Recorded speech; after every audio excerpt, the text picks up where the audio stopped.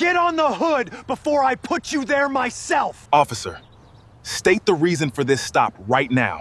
Don't play calm with me, I know what you're hiding. That bag didn't come from my car, and you know it. Then explain why my partner found it beneath your seat. It wasn't there before you searched, and both of you know exactly how it got there. Price shoved Darius Whitaker against the hood, while Sloan held the sealed powder bag high for the neighbors to see. Darius didn't fight, didn't beg, and didn't look away. He only stared at the evidence number and Sloan's hand. Price leaned closer, smiling like the report had already won. Officer Price had no idea quiet man in cuffs had spent months watching men like him from the other side of the law. Before continuing, comment where in the world you are watching from, and make sure to subscribe, because tomorrow's story is one you can't miss. Darius Whitaker drove his unmarked sedan down Maple Grove Lane at exactly 25 miles per hour. The speedometer needle held steady. His hands rested at 10 and 2 on the steering wheel. Everything about his driving was deliberate and calm. The neighborhood around him looked like a postcard. White picket fences lined perfectly cut lawns. Children's bicycles sat in driveways beside expensive SUVs. American flags hung from front porches. The kind of place where people felt safe, leaving their doors unlocked. Darius had just finished a controlled surveillance meeting 3 blocks away. The DEA operation was moving forward smoothly. His olive shirt felt comfortable against his skin, the federal badge hanging from its chain beneath the fabric where no one could see it. He checked his rearview mirror out of habit. 2 patrol cars had appeared behind him. Their lights stayed dark, but they followed closer than normal traffic. Darius kept driving.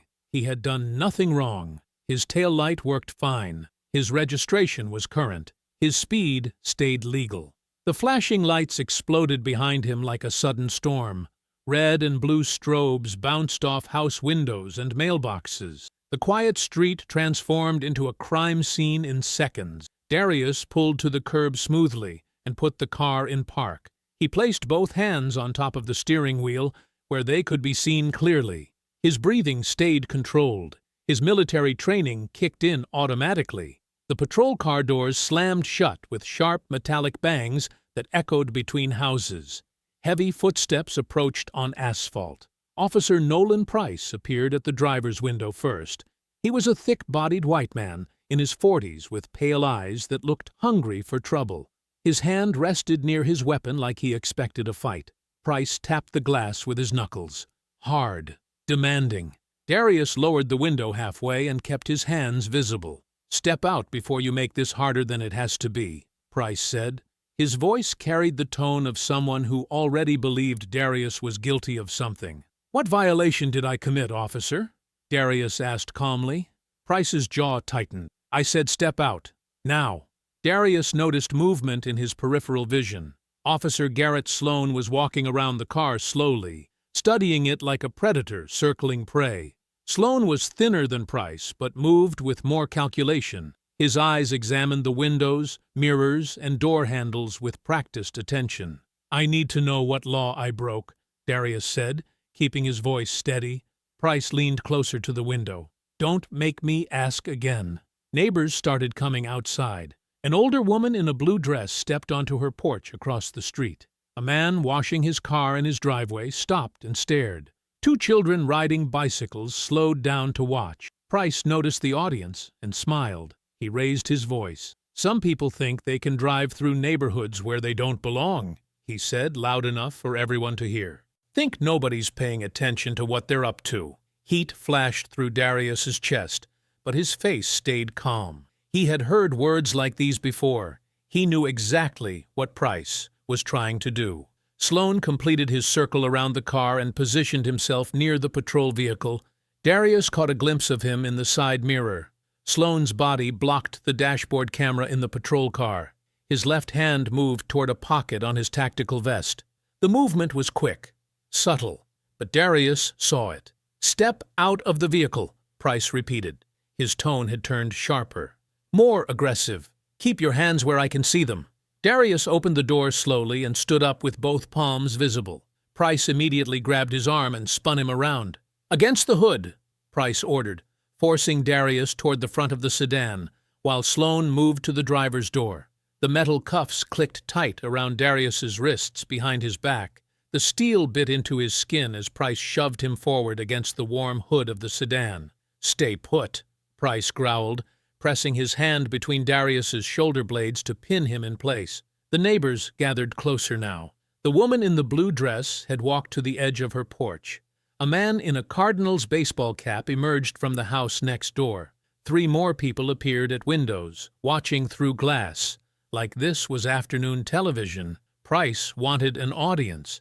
Darius could feel it in the way the officer positioned himself, making sure his badge caught the sunlight, ensuring his voice carried across the quiet street. Sloane opened the driver's door and leaned inside. His movements were methodical and practiced. He checked the glove compartment first, then ran his hands along the dashboard and center console. His fingers probed beneath the seats with the confidence of someone who had done this many times before. "Nothing up here?" Sloane called out, his voice casual. Price nodded and pressed harder against Darius's back. "Keep looking." Sloane dropped to his knees beside the open door. His upper body disappeared as he reached deep beneath the driver's seat. The angle put him out of sight from most of the watching neighbors, but Darius could see his reflection in the car's side mirror. Sloane's right hand emerged first, empty. Then his left hand followed, gripping something small and rectangular. A clear plastic bag filled with white powder. The evidence seal along the top edge caught Darius's attention immediately. The serial number was partially visible. DEA 4471. His chest tightened, as recognition hit him like cold water. That bag came from the Riverside Avenue bust 3 weeks ago.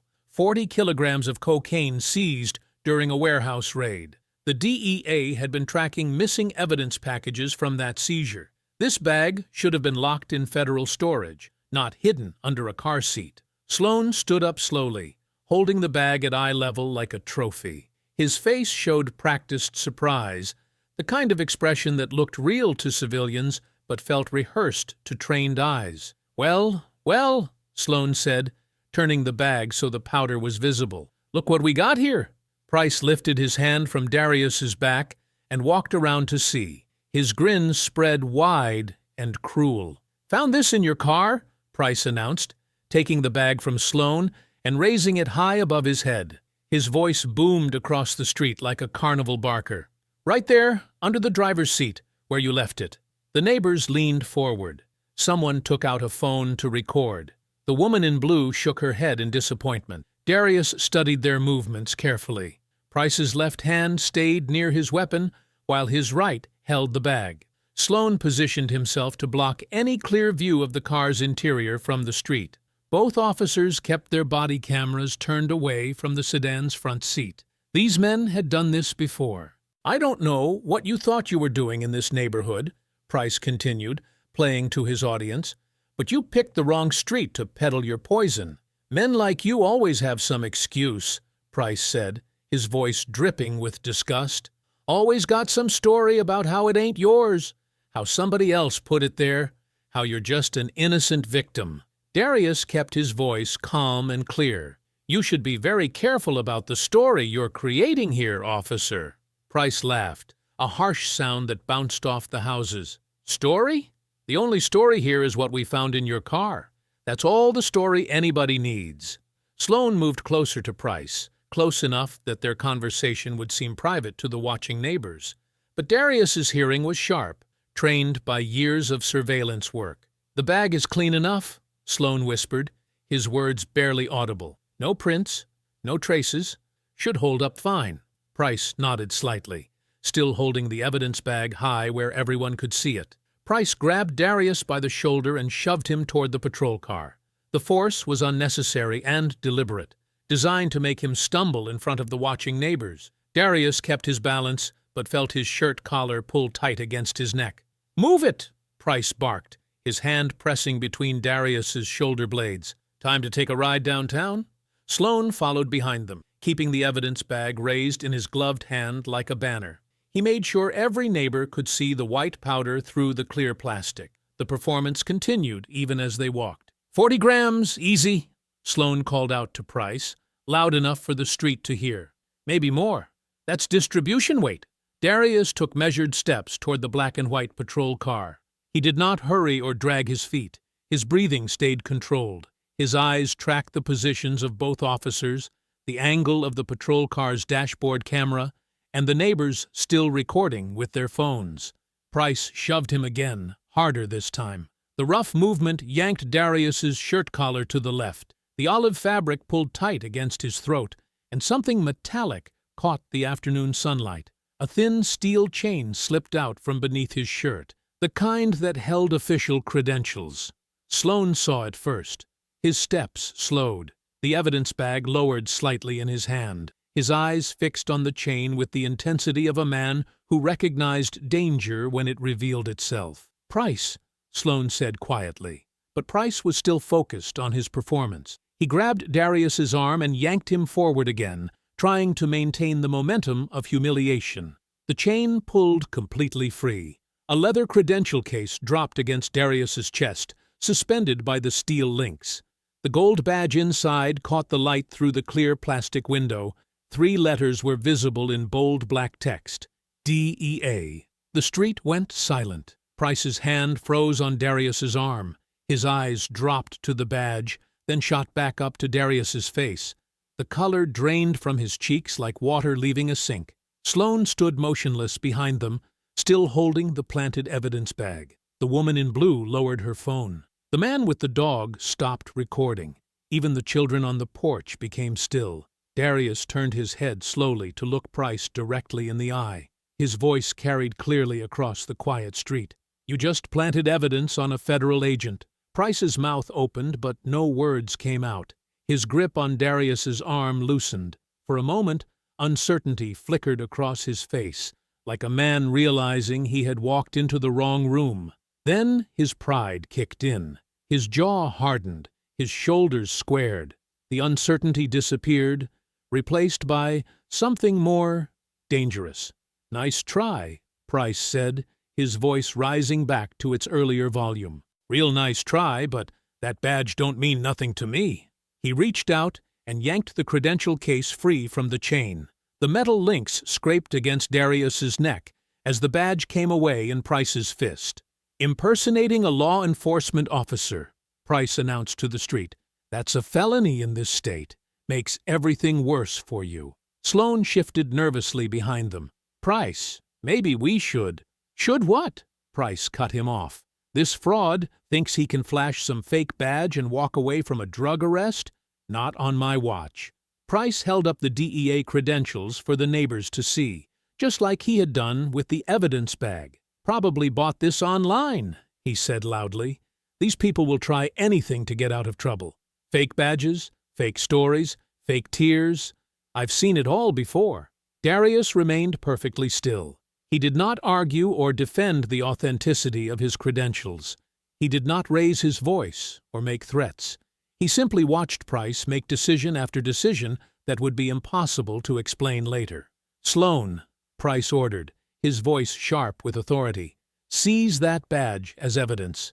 Take his phone and car keys too. Everything goes into custody." Sloan hesitated for just a moment. His eyes met Darius's briefly, and something uncertain passed between them. Then he stepped forward and held out his free hand. "Phone and keys," Sloan said quietly. Darius reached into his pocket with careful movements and removed both items. He placed them in Sloan's palm without resistance. Every illegal seizure strengthened the case that was building in real time. Price opened the rear door of the patrol car and put his hand on top of Darius's head. "Get in," he commanded, "and don't even think about running that mouth anymore. Federal agent." He laughed harshly. "Right." Price pushed Darius into the back seat and slammed the door. The sound echoed down the quiet street like a gunshot. Through the rear window, Darius watched Sloan hurry back toward the sedan, the evidence bag still in his hand. The officer's movements were faster now, more urgent. He was going back to search harder, to find anything else that might complicate their story. Price climbed into the driver's seat and started the engine. Darius sat in the rear of the patrol car, his wrists still cuffed behind his back. The plastic seat was hard against his spine. The metal cage separated him from the front seats like a barrier between worlds. Price grabbed the radio microphone from the dashboard and keyed it twice. "Dispatch, this is Unit 12 with a Code 7 arrest," Price said into the radio. His voice was calm now, professional. "One adult male in custody for possession with intent to distribute, requesting transport and booking." The dispatcher's voice crackled back through the speaker. "Copy, Unit 12. What's your 20? "Maple Street, near the elementary school," Price replied. "Also requesting evidence processing for approximately 2 ounces of suspected cocaine recovered from the vehicle." Darius listened to every word. Price was creating an official record, building a false story that would become harder to destroy with each radio transmission. The lie was spreading through the system like poison in clear water. Through the rear window, Darius watched Sloan work on the sedan. The officer had pulled out a small flashlight and was searching the interior with desperate intensity. He checked the glove compartment, under the seats, behind the visors. His movements were quick and sharp. Sloan opened the driver's door wider and leaned inside. He aimed his flashlight upward toward the rearview mirror. Then he stopped moving completely. Even from the patrol car, Darius could see Sloan's body language change. His shoulders tensed, his head tilted forward like a man studying something he did not want to find. Sloan reached up with both hands and pulled something small and dark away from the mirror mount. He held it in his palm, examining it under the flashlight beam. A federal surveillance camera, no bigger than a matchbox. Sloan's head whipped around toward the patrol car. His eyes found Darius through the rear window. Fear replaced confusion on his face. Without hesitation, Sloan dropped the camera onto the asphalt and crushed it under his boot heel. He ground it into pieces, making sure nothing remained intact. Price watched through the rear-view mirror. "What you got, Sloan?" "Nothing important," Sloan called back, but his voice carried strain that had not been there before. 2 blocks away, inside a white cargo van parked behind a gas station, 3 federal agents stared at monitors that had gone black 30 seconds earlier. "Signal's dead," said the technician, adjusting dials that would not bring the feed back. "They found the camera." Assistant U.S. Attorney Lenora Voss stood behind the monitors, her arms crossed, her face sharp with concentration. She was 48 years old with silver-streaked brown hair pulled into a tight bun. Her dark suit was pressed perfectly, despite the long surveillance shift. "How much did we get?" she asked. The technician rewound the digital recording. The screen showed clear footage of Sloan reaching into his vest pocket, palming the plastic evidence bag, and sliding it beneath the driver's seat, while Price blocked the patrol car's camera angle. "Everything," the technician said. "The plant, the seizure, the badge, reveal. All of it." Agent Torres, sitting at the communications desk, reached for his radio. "I can have 6 cars there in 4 minutes. We take them now before they reach the station." "No." Lenora's voice was firm. "We preserve the operation." Torres turned in his chair. "Ma'am, they just arrested a federal agent on false charges. They arrested Special Agent Whitaker on charges connected to evidence that should not exist," Lenora corrected.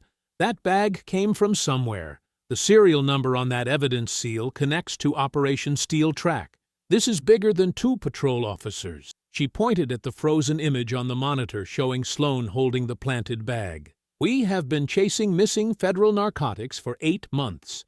Price and Sloan just handed us proof that local police are connected to the theft. If we move now, we lose the chance to trace the pipeline." Agent Torres looked uncomfortable. "What about Whitaker?" "Whitaker is disciplined enough to handle 12 hours in custody, if it means exposing a larger conspiracy," Lenora said. "He would make the same choice."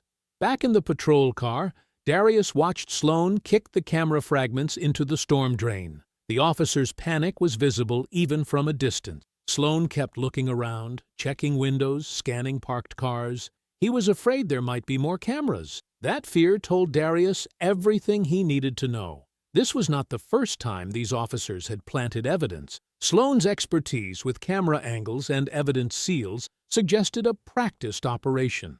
Price put the patrol car in drive and pulled away from the curb.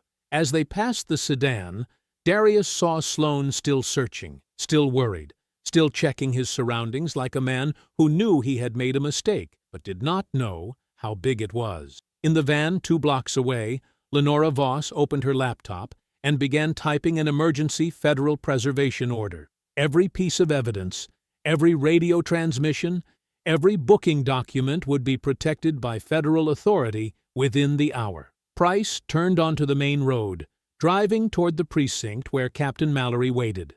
The patrol car pulled into the precinct garage through a side entrance that avoided the main desk and public areas. Price cut the engine and sat still for a moment, his hands gripping the steering wheel. "Remember what we talked about," he said to Sloane through the radio. "Simple possession, resisting commands. No federal complications." Sloane's voice crackled back. "Copy that." Price opened the rear door and pulled Darius out by his elbow. The garage was dimly lit with concrete walls that absorbed sound. No witnesses, no cameras pointing this direction. "Move," Price said, pushing Darius toward a steel door marked Booking. Inside, the booking area was a narrow hallway lined with holding cells and processing desks. The air smelled like disinfectant and fear. Price guided Darius to a metal chair beside a fingerprint station while Sloane entered through another door, carrying the evidence bag in a clear plastic container. Darius studied the room without moving his head. Exit locations, camera positions, radio frequencies. The booking sergeant sat behind bulletproof glass, filling out forms with mechanical indifference. Heavy footsteps echoed down the hallway before Price could begin the intake process. Captain Everett Mallory appeared around the corner, walking with the measured pace of a man who owned every space he entered. He was 55 years old with silver hair and a perfectly pressed uniform that carried no wrinkles despite the late hour. His face was calm, controlled, and completely unsurprised. Too unsurprised. "Officers," Mallory said, nodding to Price and Sloane. "Situation report." Price straightened. "Traffic violation turned into a narcotics arrest, Captain. Subject was carrying what appears to be a federal identification, but we need verification." "Of course you do," Mallory said, his voice carrying authority that made the booking sergeant stop typing. "Federal impersonation is a serious charge." Darius watched Mallory's face carefully. The captain's expression showed no confusion about the circumstances, no questions about why 2 patrol officers had called him after hours, no surprise that a routine traffic stop had escalated this far. He had been expecting this call. "Process him normally," Mallory continued. "Verify the identification through proper channels. Impound the vehicle under standard narcotics seizure protocol." Sloane set the evidence container on the booking desk. "Bag was hidden under the driver's seat, Captain. Tested positive for cocaine in the field." Mallory examined the bag without touching it, his eyes focusing on the evidence seal for several seconds longer than necessary. "Chain of custody?" he asked. "Documented from discovery to booking," Sloane replied. "Everything by regulation." Price began writing his report on a clipboard, his pen moving quickly across the form. Darius could see the lies taking shape from his angle. Suspicious driving patterns, failure to comply with lawful orders, contraband discovered during lawful search. The booking phone rang, cutting through the mechanical process. The sergeant answered, listened, then looked up with uncertainty. "Captain, federal prosecutor on line 2. Says she needs to speak with you about a federal agent." Mallory's expression did not change, but his jaw tightened slightly. "Tell her I will return the call after booking procedures are complete." "She says it is urgent, sir." "I heard what she said." Mallory's voice carried ice that made the sergeant reach for the phone immediately. Darius heard the muffled conversation through the handset, a woman's voice, sharp and insistent. The sergeant kept glancing at Mallory, clearly uncomfortable with the federal pressure. "Yes, ma'am, I understand.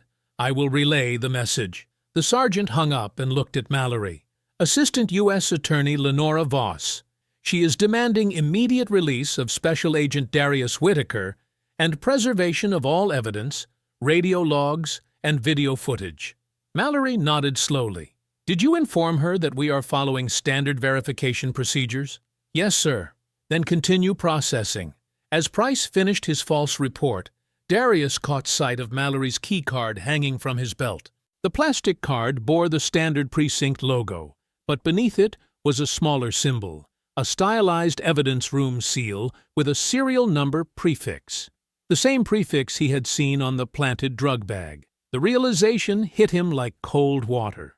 This was not two officers making a desperate mistake. This was not patrol-level corruption. The evidence room seal, Mallory's prepared responses, the coordinated lies, everything pointed to an organized operation that reached into the department's command structure. Sloan logged the evidence bag into the system, typing numbers that would create an official record of Darius's possession. Price signed his report with confident strokes that suggested years of practice writing fiction disguised as police work. Mallory watched it all with the calm oversight of a supervisor ensuring quality control. The phone rang again.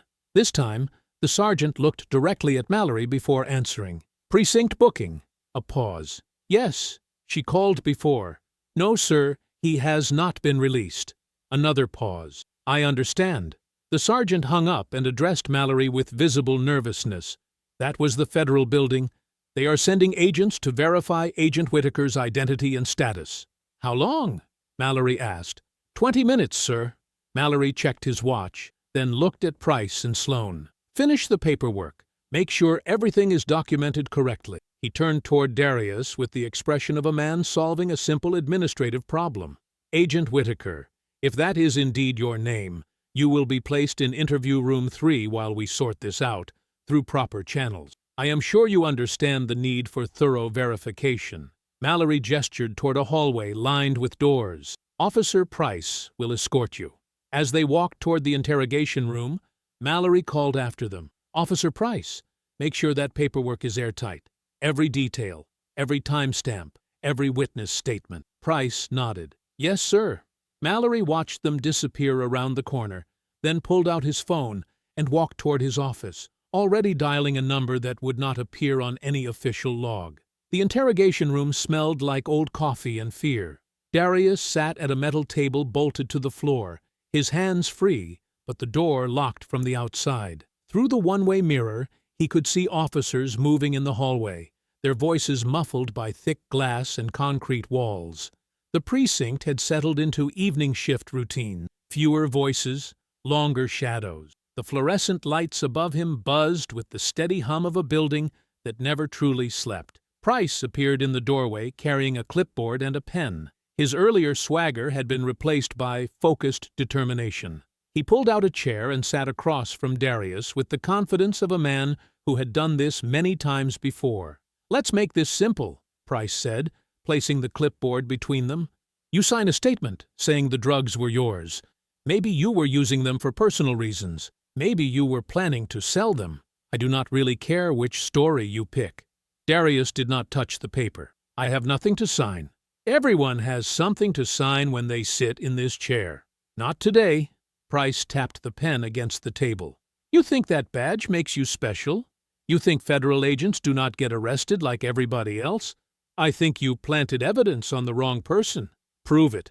The challenge hung in the air between them. Price leaned back in his chair, studying Darius with the satisfaction of a hunter who had cornered his prey. "Your car is impounded. Your phone is locked up. Your federal friends are not here." Price smiled. "It is just you and me, and this statement." Before Darius could respond, commotion erupted in the front lobby. Voices rose above the typical precinct noise. A woman's voice, clear and firm, demanding answers. Price frowned and stood up. "Wait here." He left the room, locking the door behind him. Through the mirror, Darius watched Price walk toward the front desk, where a black woman in her late 60s stood facing the booking sergeant. She wore a navy blue dress and carried herself with the dignity of someone who had taught children for 30 years. Ruth Whitaker had arrived. Darius's chest tightened. His mother had already endured one son's false arrest. Now she was living through it again. Price approached her with the predatory smile he reserved for people he thought could not fight back. "Ma'am, visiting hours are over." Ruth turned to face him without stepping backward. "I am here about my son, Darius Whitaker. I was told he was arrested." "That is correct. Your son was caught with narcotics in his vehicle. Ruth's expression did not change. That is a lie. Price's smile widened. Ma'am, I understand this is difficult. Sometimes we do not know our family members as well as we think we do. I know my son. Do you? Because the evidence says otherwise. Price moved closer, using his height to intimidate her. Maybe you raised him to respect the law, but somewhere along the way, he chose a different path. Ruth looked up at him with steady eyes. Officer, I have already watched one son get crushed by false charges from men who looked exactly like you. I will not stand here and let you lie about my other boy. The booking sergeant shifted uncomfortably behind the desk. Other officers had stopped their conversations to watch the exchange. Price's voice turned cruel. Maybe the problem is not the system, lady. Maybe the problem is how you raised them. Ruth's hands tightened around her purse, but her voice remained calm. The problem is men who hide behind badges while they destroy families. Captain Mallory emerged from his office, having monitored the conversation. He approached with the polished authority of a supervisor managing a delicate situation. Mrs. Whitaker, I understand your concern. Your son is being processed according to standard procedures. I want to see him. That can be arranged. Briefly.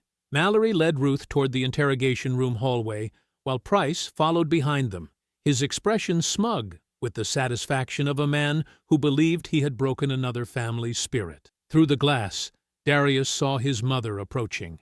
Her face showed the strain of reliving old nightmares, but her posture remained straight. She had survived Marcus's false conviction. She would survive this. Mallory stopped at the observation window and gestured toward Darius. 5 minutes. No conversation.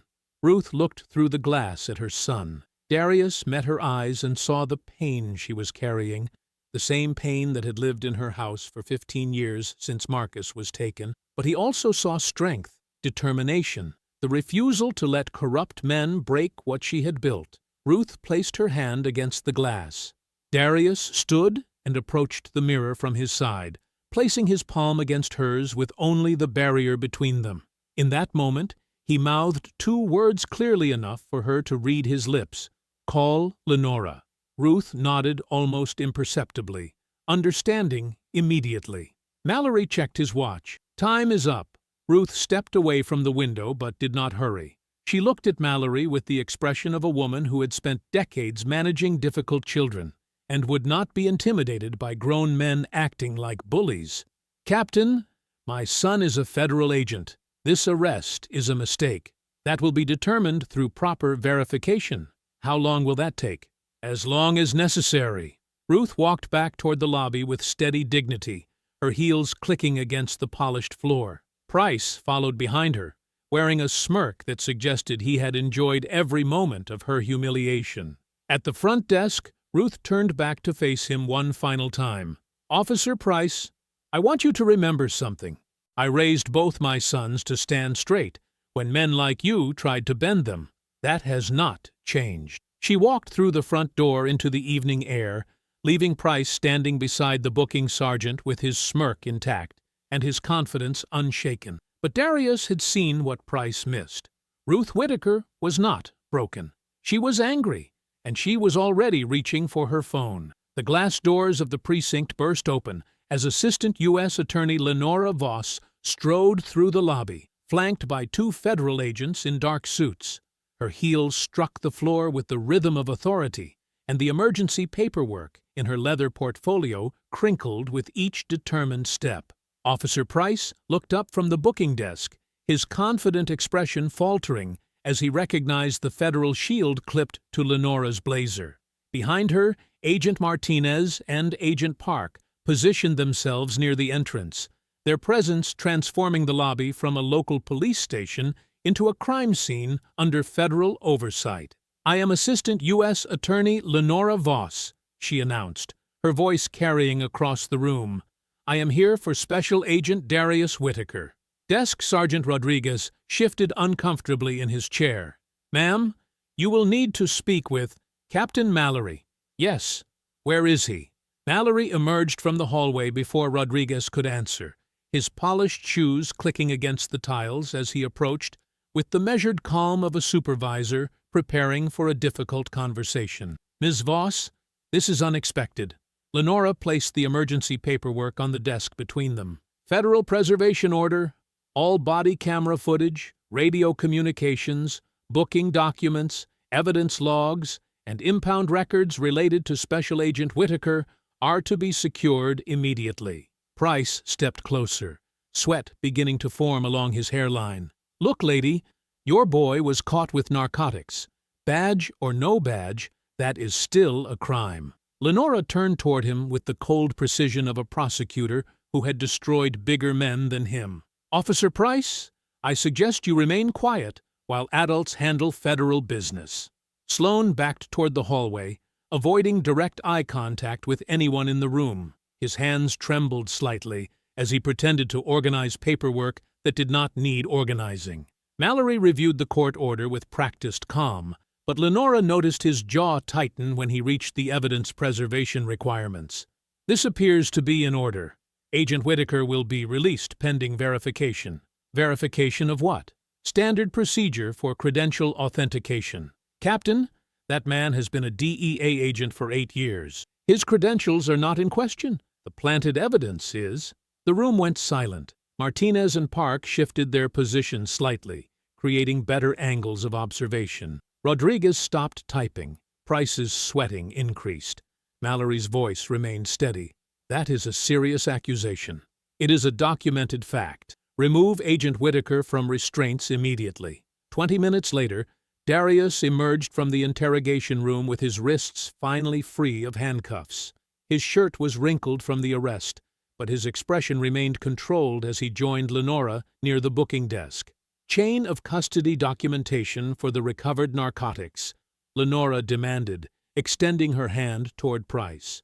Price fumbled through his vest pockets before producing a crumpled evidence form. The bag sat sealed inside a clear container on the desk between them, its official markings visible under the fluorescent lights. Lenora examined the form carefully, then looked at the evidence seal on the bag. "This serial number will be cross-referenced with federal databases tonight." Sloan moved further down the hallway, his retreat noticed by Agent Park, who quietly adjusted his position to maintain visual contact. For a moment, the corrupt officers appeared to have lost completely. Price wiped sweat from his forehead. Sloan refused to meet anyone's eyes. The evidence was secured, the paperwork was documented, and federal oversight was established. Then Mallory delivered the counter-strike that turned victory into defeat. "Ms. Voss, I need to inform you of some complications that developed during the arrest." Lenora's eyes narrowed. "What complications?" "The patrol unit's body camera experienced a technical malfunction during the stop. The footage is corrupted." "Convenient." "Additionally, during the lawful search of the vehicle, a small recording device was discovered and damaged. We were unaware it was federal equipment." Darius felt his stomach drop, but his expression did not change. The car camera had been their strongest evidence. Without it, the case became much more difficult. Mallory continued with devastating calm. "Finally, Agent Whitaker's vehicle has already been transported to the city impound garage for processing under standard narcotics seizure protocols." The false victory collapsed entirely. The body camera was gone. The federal surveillance equipment was destroyed. The car was being moved where federal agents could not immediately access it. Lenora's jaw tightened, but she maintained professional composure. "That vehicle contains federal equipment and must be preserved exactly as seized." "Of course, the impound facility is secure." Darius knew better. Secure meant isolated. It meant Price and Sloan would have access tonight, while federal agents were delayed by paperwork and jurisdiction protocols. Agent Martinez approached Lenora with a concerned expression. "Ma'am, the mobile unit lost contact with the vehicle tracker 20 minutes ago." The final piece of bad news landed. Not only was the car moved, but its federal tracking systems had been disabled. By morning, any remaining evidence inside it would be gone. Mallory smiled with polite professionalism. "Agent Whitaker is free to go. The investigation will proceed through proper channels." Lenora gathered her paperwork with controlled frustration. There was nothing more she could accomplish at the precinct that evening. The damage was done, and the corrupt officers had bought themselves time to clean up their mistakes. Darius stepped toward the glass doors, his freedom hollow because his car was being stripped somewhere in the darkness beyond the precinct parking lot. As he pushed through the exit into the cool evening air, he understood the fight was just beginning. The federal sedan cut through the evening traffic toward the city impound facility, its headlights sweeping across empty industrial streets. Darius sat in the passenger seat beside Lenora, while Detective Mara Ellison occupied the back, her face tense with internal conflict. Mara had approached them in the precinct parking lot 20 minutes earlier. She was a 44-year-old local detective with graying brown hair and careful eyes who had worked inside the department long enough to recognize patterns of corruption she could never prove. "Agent Whitaker," she had said quietly, "your car is not safe where they took it." Now she leaned forward between the front seats, speaking in urgent whispers. "Sloan left the station 15 minutes before you were released. He took the back exit with 2 plainclothes officers from Mallory's unit." Lenora glanced at her in the rearview mirror. "How do you know Sloan's movements?" "Because I have been watching them for 2 years. Missing evidence, false reports, suspects who disappear from booking logs. I just never had enough proof to challenge a captain." Darius studied the dark buildings rolling past the windows. "What kind of proof?" "Small things. Evidence room keys that do not match assignment sheets. Arrest reports filed after suspects are already released. Radio calls that never appear in dispatch logs." The impound garage sat at the end of a narrow industrial street, surrounded by chain-link fencing and poorly lit by overhead security lamps. Lenora parked across the street behind a row of dumpsters that provided visual cover. "There," Mara whispered, pointing toward the main building.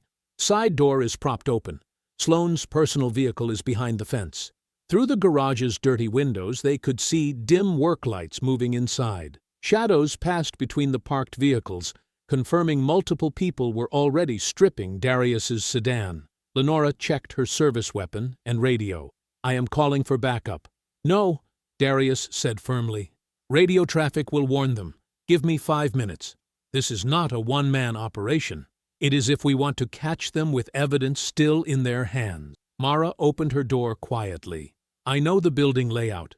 There are 3 exits, and they will use the back one if they panic." Darius moved across the dark street with controlled steps, avoiding the pools of light from the security lamps. The chain-link fence had been cut near the side entrance, creating a gap wide enough for a person to slip through without using the main gate. Inside the garage, he could hear metal scraping against metal and low voices, arguing over what to remove first. His sedan sat near the center of the building, surrounded by other impounded vehicles. 3 men worked around it with handheld lights and small tools. Sloan knelt beside the driver's door, reaching beneath the dashboard to disconnect remaining surveillance wires. A tall plainclothes officer with thick arms searched the trunk area, while a shorter man with a shaved head examined the seats for hidden compartments. Darius approached from behind a large pickup truck, using the shadows and engine noise from a nearby compressor to mask his footsteps. He was 15 feet away when the shorter officer turned and spotted him. "Sloan!" the man shouted, reaching for something at his belt. The confrontation erupted immediately. The tall officer spun around and swung a heavy metal flashlight toward Darius's head in a vicious arc. Darius shifted left, letting the flashlight whistle past his ear, then stepped inside the man's reach and grabbed his wrist with both hands. The shorter officer charged from the other side, throwing wild punches that Darius absorbed on his shoulder and forearm while maintaining control of the flashlight wielder. Darius used footwork to pivot the tall man between himself and the shorter attacker, then drove the man's own wrist backward until he dropped the flashlight with a sharp cry of pain. Sloan scrambled around the sedan, trying to reach the side exit, while the other 2 officers pressed their attack. The shorter man landed a hard punch to Darius's ribs that sent pain shooting through his torso, but Darius immediately redirected him into the sedan's open door, using the man's momentum against him. The tall officer recovered and lunged forward again, but Darius caught him in a wrist lock and drove him backward into a metal workbench covered with tools. The man's back struck the edge with a heavy thud, and he crumpled to the concrete floor. The shorter officer tried to circle behind him, but the narrow space between vehicles limited his movement. Darius pressed the advantage, using the confined area to pin the man against the sedan's rear quarter panel. A quick joint manipulation to the man's elbow ended his resistance. Sloan reached the side door, but Darius lunged forward and caught the back of his jacket just as he tried to slip through the exit. The fabric tore as Sloan pulled away, leaving Darius holding a strip of evidence tape that had been attached to the jacket's inner pocket. Sloan disappeared into the darkness outside, while Darius stood breathing hard in the dim garage, his ribs aching from the punch, but his mind immediately focused on the torn evidence tape in his hand. Under the work light, he could see a partial serial number printed on the adhesive strip. DEA 47291. The remaining digits were torn away, but those numbers were enough. Darius recognized them immediately from an old case file that had haunted his family for 15 years. Marcus Whitaker's arrest, his brother's false conviction. The same evidence room system that had destroyed Marcus was now being used against him. The federal office building stood dark against the night sky, but the lights on the 7th floor remained bright. Darius sat at a computer terminal in the DEA Records Division, his fingers moving across the keyboard as he entered the partial serial number from the torn evidence tape. Lenora paced behind him, her heels clicking against the polished floor. Those numbers should connect to the master evidence database going back 20 years. If this tape came from federal seizures, we will find the original case. Mara Ellison stood near the window, watching the empty street below. She had never been inside a federal building before, but her expression showed determination rather than nervousness. Mallory's unit has been too careful for too long. If you can prove they recycled evidence, it breaks their whole system. The database search loaded slowly, filtering through thousands of evidence entries. Darius typed additional parameters to narrow the results. Evidence seals, narcotics cases, local police cooperation, missing inventory reports. The screen flashed, and a single file appeared. DEA 47291B, seized narcotics evidence. Marcus T. Whitaker, case file. Darius stared at the screen without moving. His brother's name glowed in blue letters next to the same serial number sequence he had torn from Sloane's jacket. "What is it?" Lenora asked, moving closer to read over his shoulder. Darius's voice came out quiet and controlled. "My brother. The same evidence seal system was used against Marcus 15 years ago." Mara stepped away from the window. "Your brother was arrested by the same unit?" Darius opened the case file, scanning through pages of arrest reports, evidence logs, and court documents. The details made his chest tighten with recognition. Marcus had been stopped for a broken taillight near the same suburban neighborhood. 2 officers searched his car after claiming they smelled marijuana. They found a sealed bag of cocaine beneath his driver's seat. The arresting officers were listed as N. Price and G. Sloan. "They have been doing this for 15 years, Darius said, his hands steady on the keyboard despite the rage building in his chest. "The same method, the same officers, the same lies." Lenora leaned forward, reading the evidence descriptions. "Look at the chain of custody. The narcotics were logged into evidence, but the paperwork shows irregular handling, multiple transfers, missing signatures, unexplained storage periods." Darius scrolled through more pages, finding witness statements, lab reports, and judicial notes. Marcus had insisted in court that the drugs were planted. He described exactly what Darius had experienced. Officers blocking cameras, one man searching while another distracted, a bag appearing from nowhere. The judge had dismissed Marcus's claims as desperate lies. Mara studied the arrest location on the report. "Same neighborhood, same street pattern they used on you. They target that area because it has limited camera coverage and puts pressure on black drivers who feel out of place." Darius found the sentencing page. Marcus had received 8 years for narcotics possession with intent to distribute. He served 6 years before early release. The conviction destroyed his teaching career, his marriage, and his ability to find stable work. "The evidence room logs show something else," Lenora said, pointing to a section near the bottom of the file. The cocaine from Marcus's case was supposed to be destroyed after the conviction. Instead, it was transferred back to active investigation status under Captain Mallory's authorization. Darius understood immediately. They recycled it, put it back on the street through controlled seizures, then used it to frame other people. The pattern became clear as they searched deeper into the database. Over 15 years, dozens of similar cases appeared.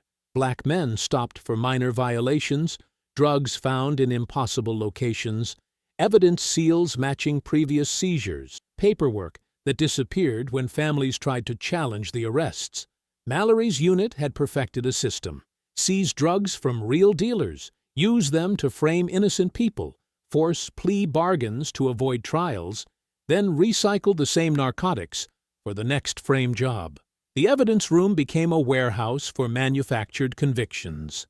"How many lives did they destroy?" Mara asked, scrolling through case summaries. Darius counted at least 30 files with matching patterns. 30 men whose families watched them get handcuffed, humiliated, and disappeared into the system. 30 convictions built on lies. His brother had not been unlucky. He had been targeted by a criminal conspiracy wearing police badges. "We can reopen all of these cases," Lenora said, her prosecutor's instincts taking control. "If we can prove the evidence was recycled, every conviction connected to those serial numbers becomes invalid." Darius printed Marcus's complete file, watching his brother's mugshot emerge from the laser printer. Marcus looked younger, defiant, and heartbroken all at once. The same expression Darius had probably worn in the patrol car hours earlier. He thought about Ruth, who had watched both her sons get handcuffed by the same corrupt officers. She had carried that pain for 15 years, never knowing the truth, but never stopping her belief that Marcus was innocent. "This is not just about clearing my name anymore," Darius said quietly, his voice steady despite the emotion behind it. "We are going to reopen everything, every case, every conviction, every lie they built their careers on." Lenora printed the evidence logs as Mara gathered the scattered pages. The federal office felt different now, like a war room where justice was finally being organized after years of delay. Outside the window, the city continued its normal rhythm, unaware that a 15-year conspiracy was about to be exposed under the bright lights of a federal investigation. The federal office hummed with late-night energy as Darius typed warrant requests on his laptop. Coffee cups sat cold on the desk beside printed case files. Lenora worked through legal precedents on her tablet, while Mara cross-referenced internal police databases on a borrowed computer.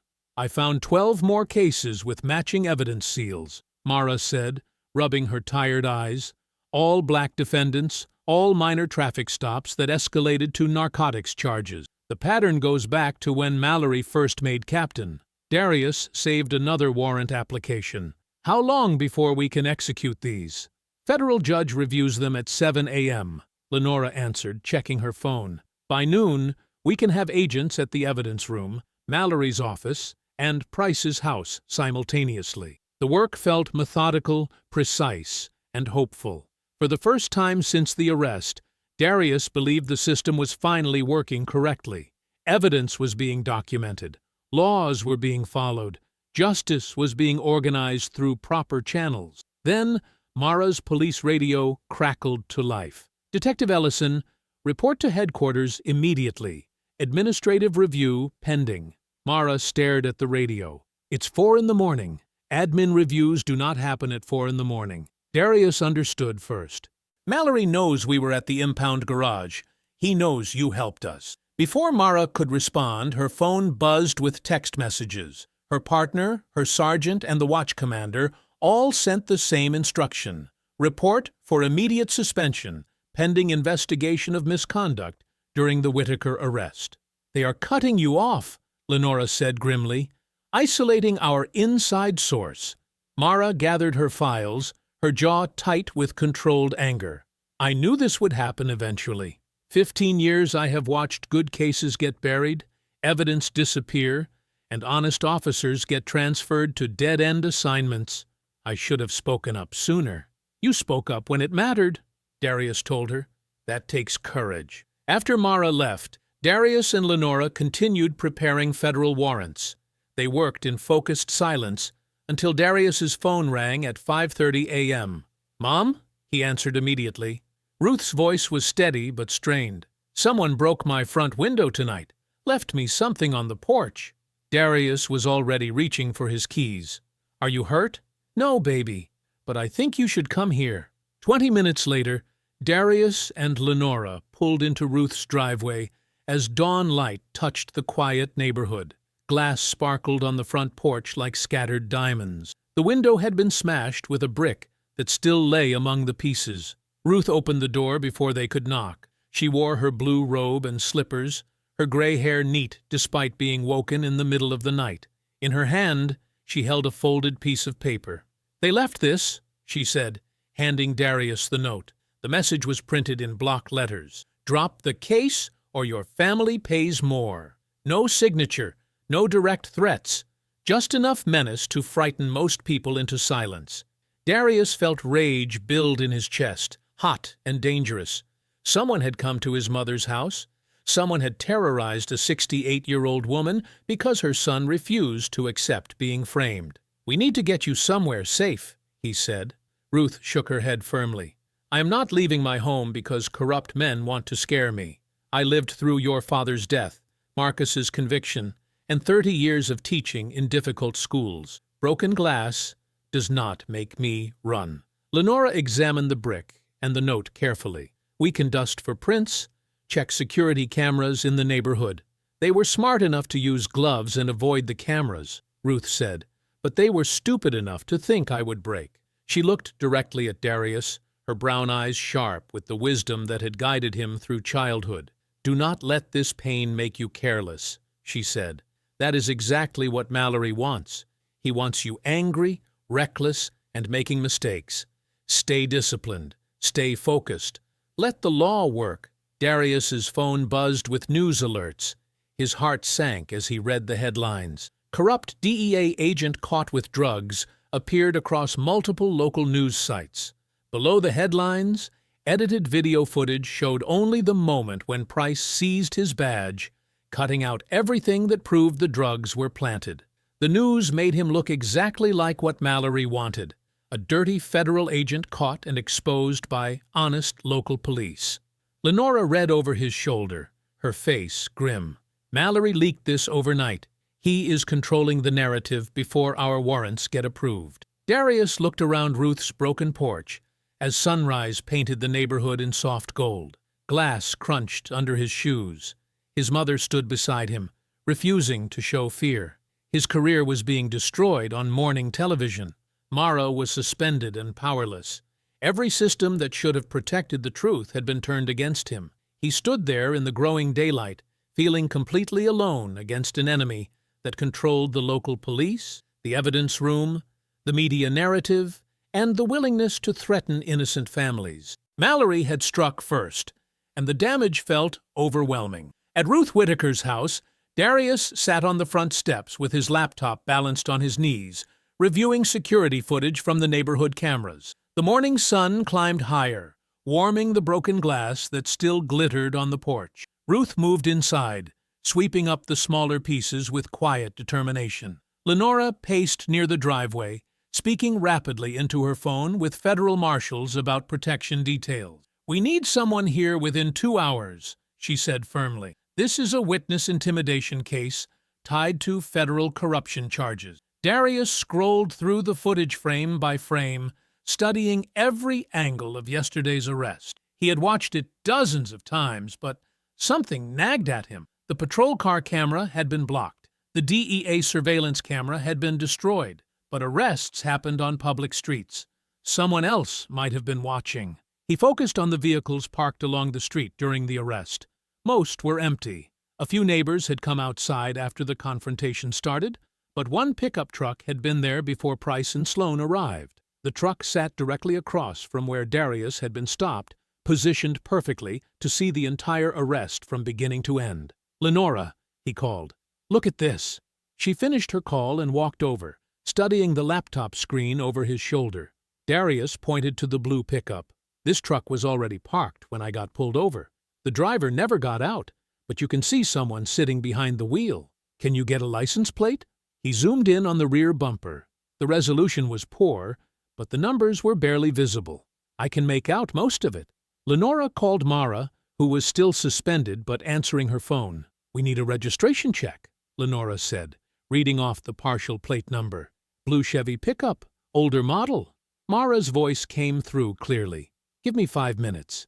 While they waited, Darius studied the truck's position more carefully. The driver had a perfect view of both the arrest and the planted evidence. If that person had been recording, his phone rang with Mara's callback. "Walter Grayson," Mara said, 72 years old, retired from the VA hospital, clean record, lives on Maple Street, 3 blocks from the arrest scene. "We are going there now," Lenora said. They left Ruth with a federal agent who arrived within minutes, then drove directly to Walter Grayson's address. The house was small but well-maintained, with military precision in the lawn care and flag placement. Walter answered the door cautiously. He was a thin man with gray hair and steady hands, wearing a flannel shirt and jeans. His eyes showed the wariness of someone who had learned not to trust authority too quickly. "Mr. Grayson?" Lenora showed her federal credentials. "I am Assistant U.S. Attorney Lenora Voss.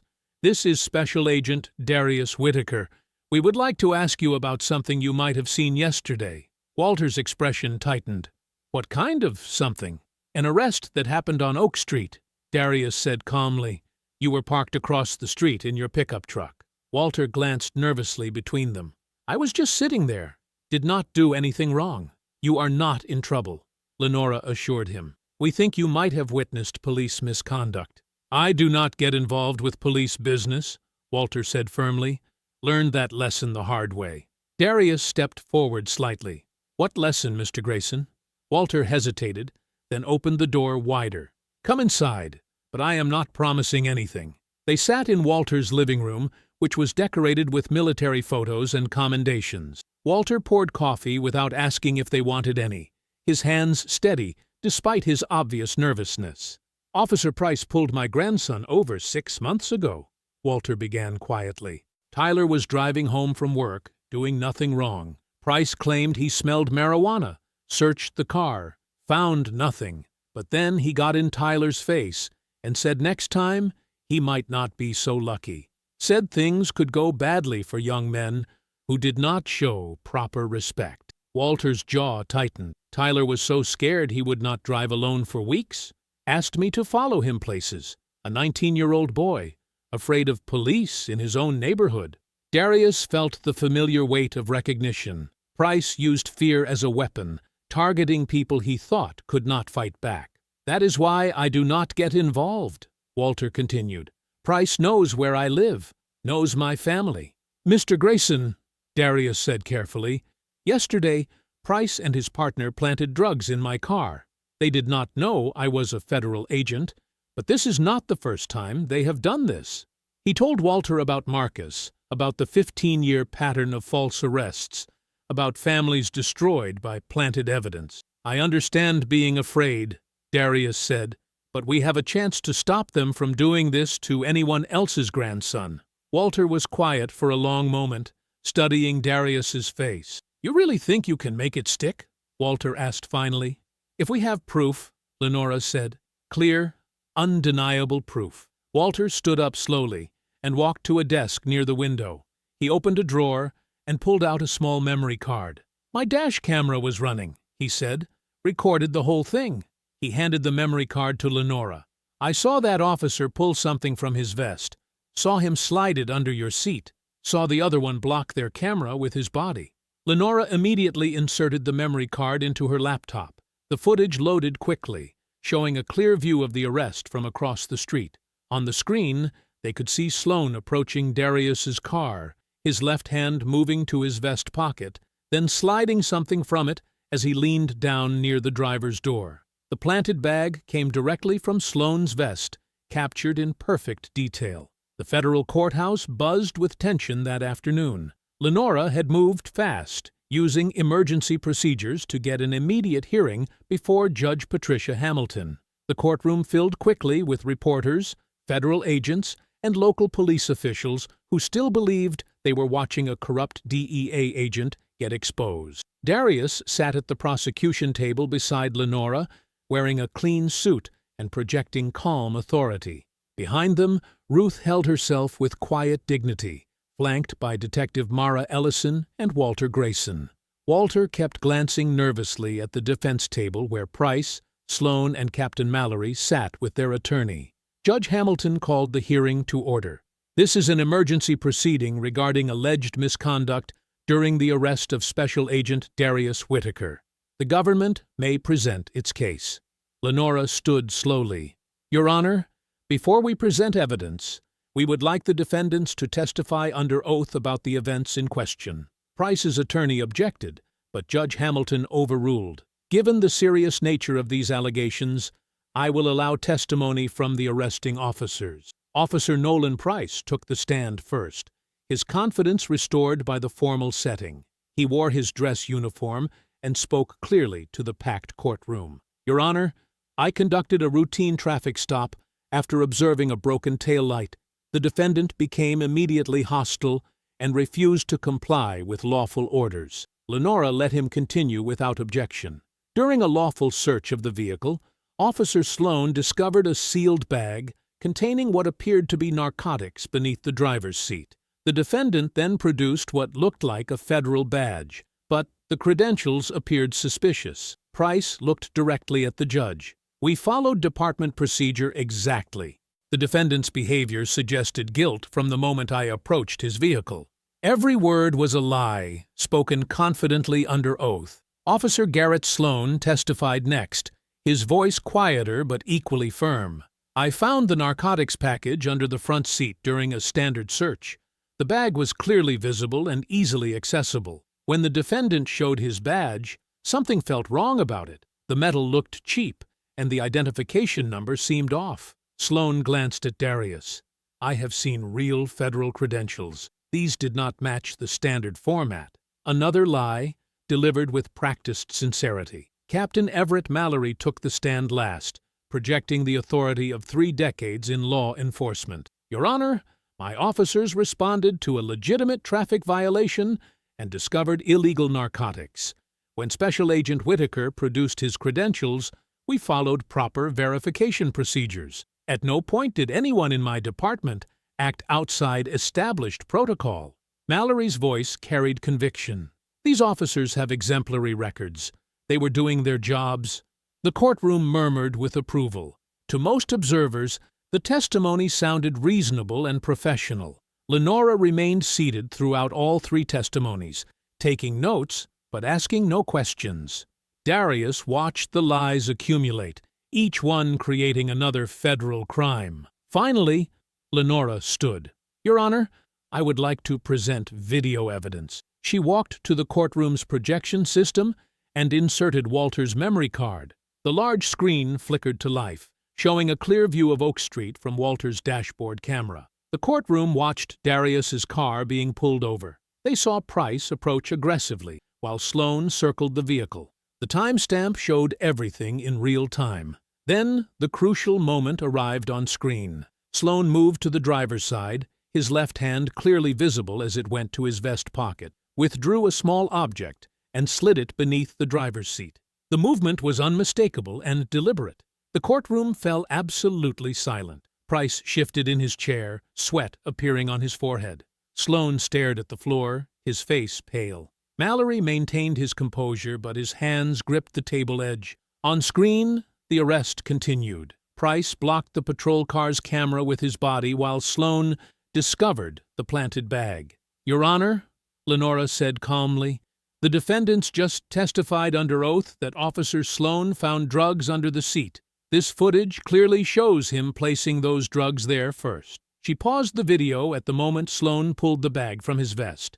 Furthermore, laboratory analysis reveals that the planted evidence contains a DEA trace marker from a federal narcotics shipment that disappeared from the evidence room 6 months ago. Gasps echoed through the courtroom. Reporters began typing frantically. These officers did not simply frame Special Agent Whitaker, Lenora continued. They accidentally exposed their own drug trafficking operation. Judge Hamilton's expression darkened. "I am issuing immediate federal arrest warrants for perjury, evidence tampering, civil rights violations, and narcotics trafficking." Price shot up from his chair and bolted toward the exit. Price burst through the courthouse doors and sprinted toward the parking garage. Federal agents moved immediately, tracking him through radio communication as he jumped into his personal truck and sped toward the industrial district. "He's heading west on Miller Avenue," Agent Rodriguez reported from the pursuit vehicle. "Looks like he's going to the warehouse district." Darius rode in the lead federal van with Lenora and Agent Martinez. His jaw was set, his hands steady. He had studied the evidence tape codes for hours and recognized the shipping patterns Mallory's unit used to move stolen narcotics. "The warehouse at 1847 Industrial Way," Darius said quietly. "That's where they've been storing everything." Lenora checked her weapon. "How do you know?" "The evidence seal numbers from my planted bag match a shipment log Mara pulled from internal records. Mallory's been using that location for 6 months." The convoy of federal vehicles approached the abandoned warehouse as Price's truck disappeared through a loading bay door. The building sat isolated among empty lots, perfect for hiding illegal operations. Agent Martinez coordinated the approach. "Surround the building. Nobody goes in alone. We need everything inside preserved for prosecution." Darius checked his vest and radio. His shoulder still ached from the garage fight, but his mind was clear. This was federal law enforcement, not personal revenge. The team moved through the warehouse's front entrance in formation. Emergency lights cut through the darkness, revealing stacks of cardboard boxes, metal shelving units, and shipping containers marked with false labels. "Jesus Christ," Agent Rodriguez whispered. The warehouse contained a complete drug distribution operation. Clear plastic bags filled with white powder sat beside bundles of cash secured with rubber bands. Falsified arrest reports were scattered across folding tables next to scales, packaging materials, and evidence bags bearing official police department seals. Darius recognized the organization immediately. They've been repackaging seized drugs and selling them back onto the street. Every arrest was feeding the pipeline. In the far corner, Agent Martinez discovered a filing cabinet filled with old case documents. Marcus Whitaker's name appeared on multiple folders alongside dozens of other conviction records dating back 15 years. "Darius," Agent Rodriguez called from the center of the warehouse. "Price is here." Price emerged from behind a shipping container, his uniform torn and his face wild with panic. He held his service weapon loosely, pointing it in different directions as federal agents surrounded him. "You destroyed my life!" Price screamed at Darius. 20 years on the force! 20 years! "Put the weapon down," Agent Martinez ordered. "You're surrounded." Price ignored him, focusing entirely on Darius. "You think you're better than me? You think that badge makes you special?" Darius kept his hands visible, speaking calmly. "Nobody destroyed your life but you, Price. Every choice was yours." "Shut up!" Price lunged forward, swinging his weapon like a club. Darius absorbed the blow on his left shoulder, feeling pain shoot down his arm.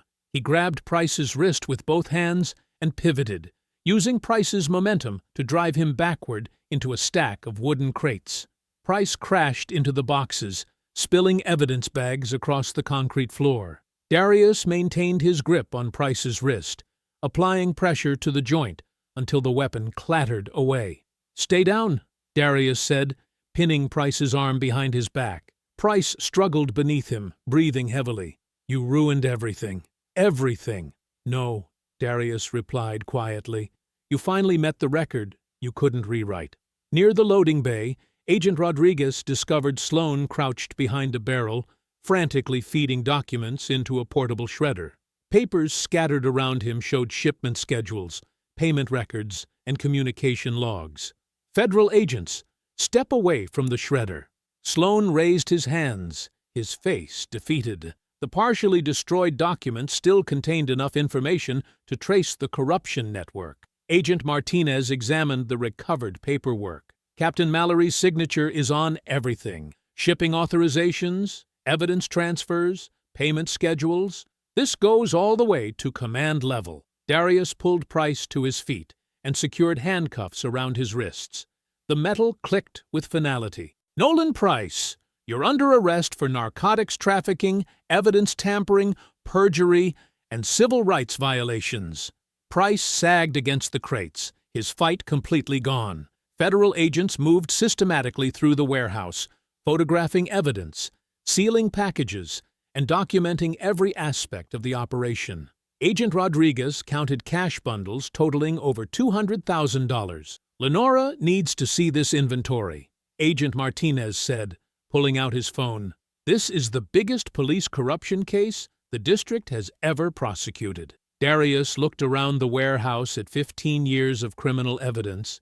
Somewhere in these boxes were the drugs that had been planted on Marcus, the false reports that had destroyed his brother's life, and the proof that would finally set the record straight. The morning sun cast long shadows across the police department parking lot as 3 black SUVs pulled up to the main entrance. Federal agents stepped out, wearing tactical vests marked with bright yellow DEA letters, carrying sealed warrant folders and evidence boxes. Inside the station, Officer Price sat at his desk, finishing incident reports from the previous night shift. He looked up as Agent Rodriguez entered the squad room with 4 other federal agents.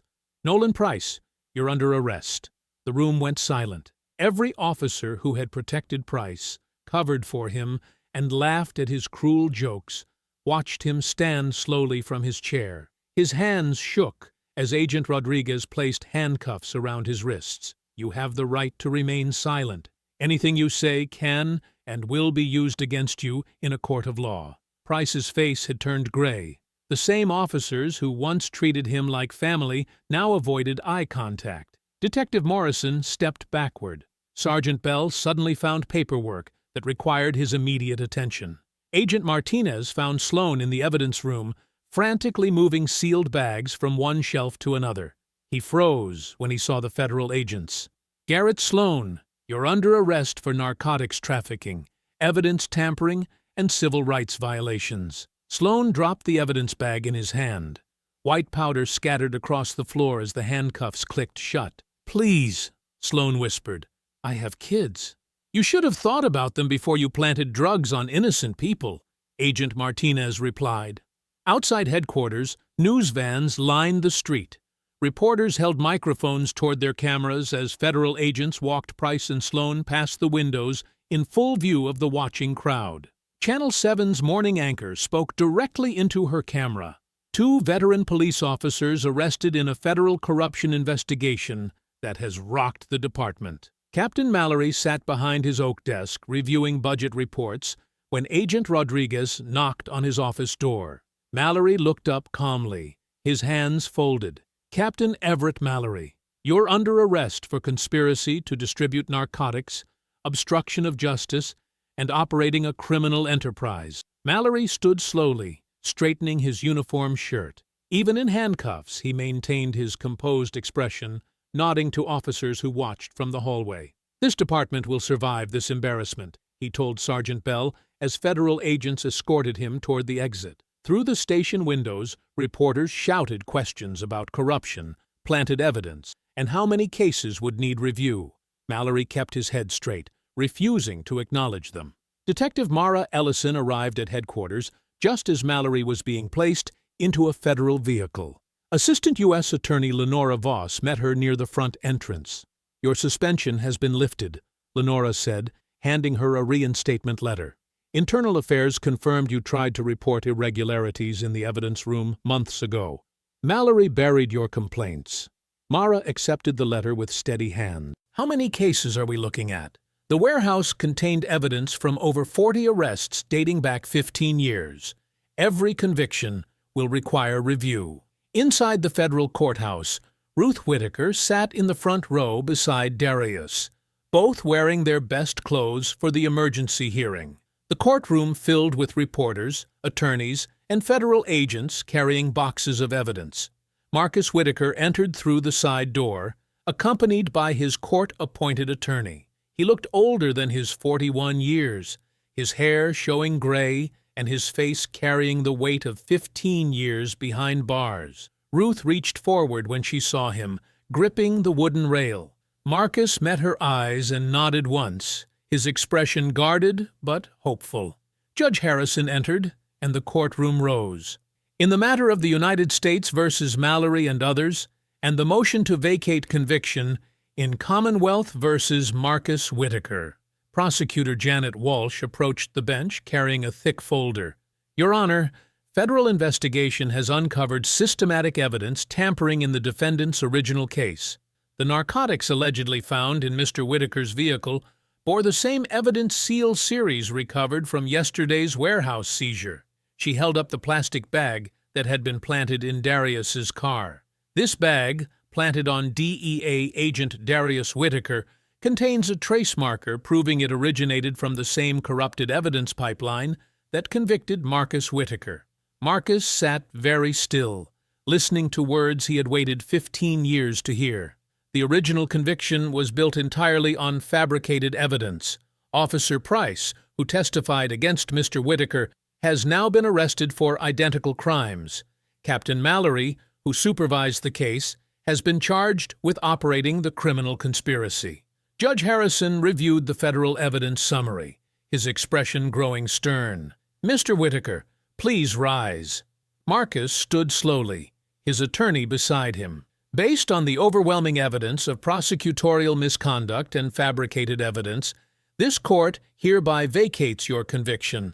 All charges are dismissed with prejudice. The gavel struck the bench with finality. Ruth gasped, covering her mouth with both hands. Darius felt his chest tighten with emotion he had held back for years. Marcus closed his eyes, letting the words settle into his mind. When he opened them, tears ran down his cheeks. Outside the courthouse, Ruth stood between her two sons, gripping their hands tightly. The afternoon sun warmed their faces as reporters gathered nearby, asking questions about justice, corruption, and how long the family had waited for this moment. Ruth looked at Marcus, then at Darius. Both men stood straight, both free in different ways. "My boys," she whispered, squeezing their hands tighter. That afternoon, Darius stood outside the courthouse with Ruth Whitaker, Marcus Whitaker, Lenora Voss, Mara Ellison, and Walter Grayson. The steps buzzed with reporters, federal agents, and curious citizens who had followed the corruption story since morning news broke. Assistant U.S. Attorney Lenora Voss approached the cluster of microphones set up near the courthouse entrance. Her expression was professional but satisfied, the look of someone who had just dismantled a criminal conspiracy in open court.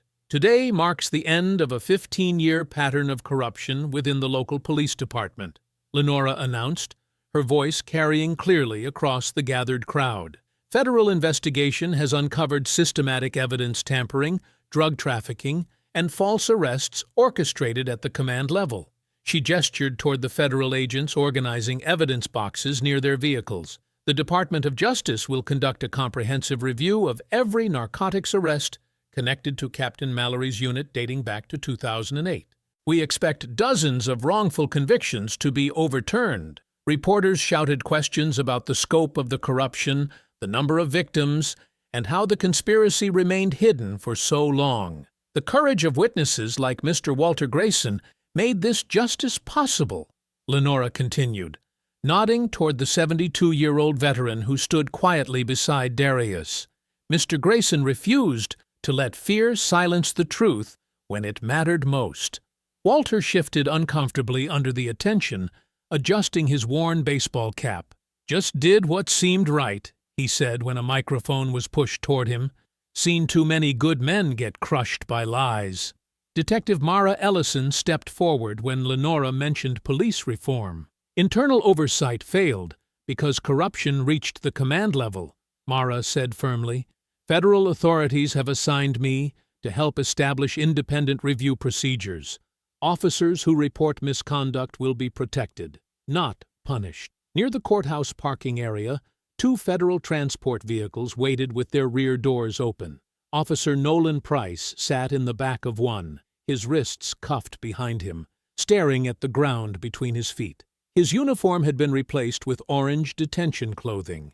Officer Garrett Sloan occupied the second vehicle, his face pale and drawn. He kept glancing toward the courthouse steps where Darius stood, as if still unable to believe the federal agent he had tried to frame was now watching him be transported to jail. The reversal was complete and visible. The same officers who had humiliated Darius in front of his neighbors were now the ones being placed into custody vehicles while cameras recorded their downfall. Darius noticed Agent Rodriguez carrying a clear evidence container toward the federal van. Inside the container sat the plastic bag that Sloan had planted beneath his driver's seat, now sealed with federal evidence tape and labeled as conspiracy evidence rather than proof of his guilt. The bag that was supposed to destroy him had become the key that unlocked years of hidden crimes. Ruth stood close to Marcus, her hand resting on his arm as he spoke quietly to a reporter about the 15 years he had lost to false charges. Marcus's voice was steady but emotional, describing nights in prison when he wondered if anyone would ever believe his innocence. "My brother never stopped fighting for me," Marcus said, looking toward Darius. Even when he was facing the same lies, he kept pushing for the truth. Darius felt the weight of vindication settling around him, different from relief or celebration. This was deeper than personal victory. The evidence had spoken clearly enough to rewrite history, clear his brother's name, and expose a system that had operated in shadows for too long. Walter Grayson approached Darius as the crowd began to thin. "Glad that camera was running," the older man said simply. "Sometimes the right thing finds a way to surface." "Thank you for coming forward," Darius replied, shaking Walter's weathered hand. Fear would have let them win. The federal vehicles carrying Price and Sloan pulled away from the courthouse, heading toward detention facilities where they would await trial. Reporters followed the convoy, shouting final questions through rolled-up windows. Darius watched the vehicles disappear around the corner, then looked at Marcus and Ruth standing together in the afternoon sunlight, both free from the shadow that had followed their family for 15 years. This time, the evidence tells the truth. If you enjoyed the story, leave a like to support my channel and subscribe so that you do not miss out on the next one. On the screen, I have picked 2 special stories just for you. Have a wonderful day.